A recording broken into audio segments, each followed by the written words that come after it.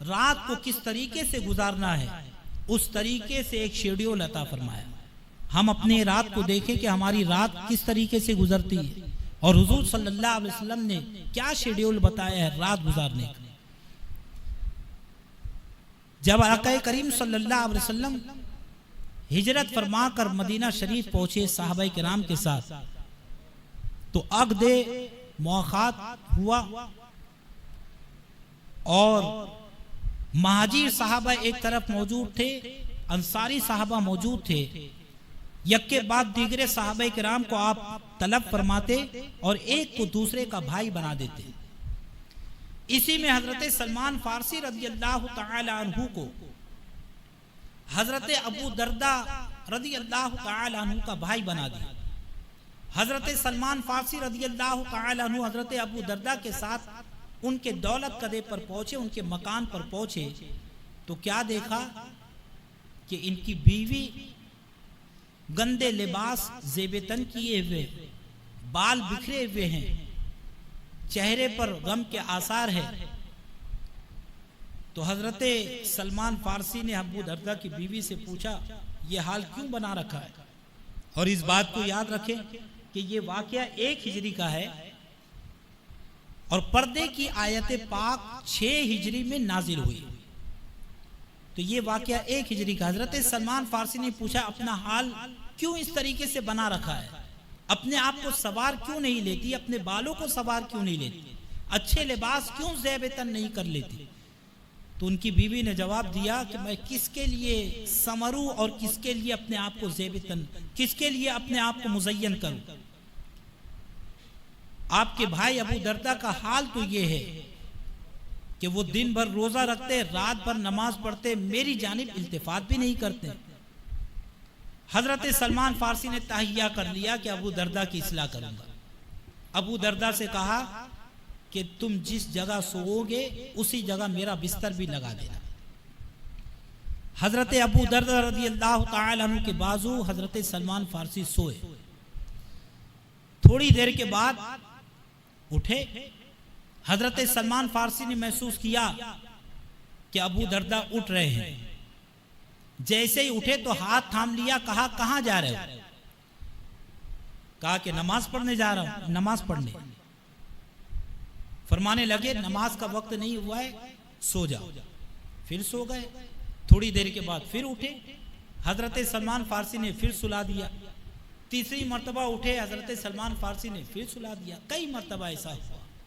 अब एक वक्त हुआ आया कि सलमान फारसी खुद अबू दरदा को जगाते कि उठो, नमाज का वक्त हो गया। अबू दरदा परेशान कि या अल्लाह, माजरा समझ में नहीं आता कि रात भर में मुझे कोई वक्त नमाज पढ़ने नहीं देता और अब है कि नमाज के लिए खुद ही जगाता है।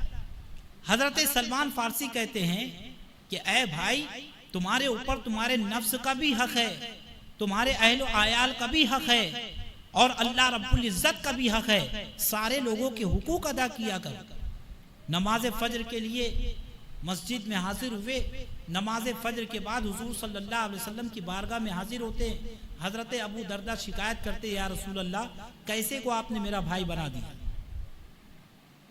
कि रात भर इन्होंने नमाज पढ़नी नहीं दी। जब भी मैं कोशिश करता ये मुझे सुला देते।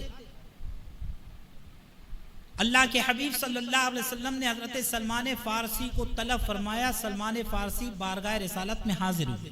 अर्ज करते, या रसूल अल्लाह, हाजिर। हुजूर इरशाद फरमाते, सलमान, तुमने इन्हें नमाज से रोका? कहा, बिल्कुल या रसूल अल्लाह। क्या वजह थी? अर्ज करने लगे, या रसूल अल्लाह, इनकी बीवी ने शिकायत की कि ये दिन भर रोजा रखते हैं, रात भर नमाज पढ़ते हैं और उनकी जानिब इल्तिफात नहीं करते। और मैंने इनसे कहा कि तुम्हारे ऊपर तुम्हारे नफ्स के भी हुकूक है, तुम्हारे अहल आयाल के भी हुकूक है और रब के भी हक है। रब का भी हक तुम्हारे ऊपर है। उन तमाम के हुकूक को अदा किया करो। तो हुजूर सल्लल्लाहु अलैहि वसल्लम ने हजरत अबू दरदा रज़ियल्लाहु तआला अन्हु से इरशाद फरमाया कि ऐ अबू दरदा, सलमान फारसी ने जो किया बिल्कुल सही किया। अपने रात को 3 हिस्सों में तकसीम कर लिया करो। एक हिस्से में कुछ आराम कर लिया करो ताकि नफ्स का हक अदा हो जाए। एक हिस्से में अपनी बीवी के हुकूक अदा कर लिया करो और एक हिस्से में अल्लाह रब्बुल इज्जत की इबादत कर लिया करो ताकि रब का हक भी अदा हो जाए। तो मेरे प्यारे आका अलैहिस्सलातु व तस्लीम के प्यारे दीवानों, पता ये चला कि हुजूर सल्लल्लाहु अलैहि वसल्लम ने रात को किस तरीके से गुजारना है उसका शेड्यूल पूरा अता फरमा दिया और उम्मत मुस्लिमा को तालीम दे दी कि अपने वक्त को यूं जाया ना करो।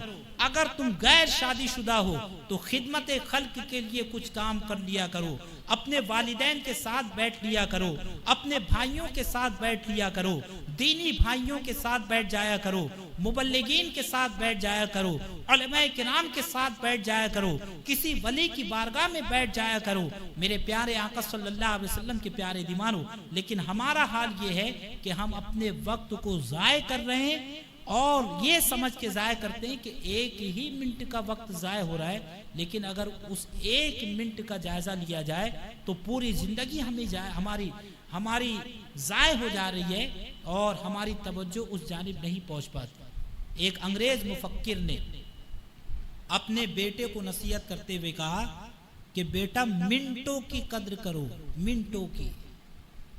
इसलिए फरमाया कि जब कोई बंदा मिनट की कद्र करेगा तो घंटों की कद्र हो जाएगी और घंटों की कद्र करेगा तो दिनों की कद्र हो जाएगी, दिनों की कद्र करेगा हफ्तों की कद्र हो जाएगी, हफ्तों की कद्र करेगा महीनों की कद्र हो जाएगी, महीनों की कद्र करेगा सालों की कद्र हो जाएगी। अब सालों की कद्र करेगा तो गोया कि वो अपनी पूरी जिंदगी के एक एक लम्हात की कद्र कर रहा है।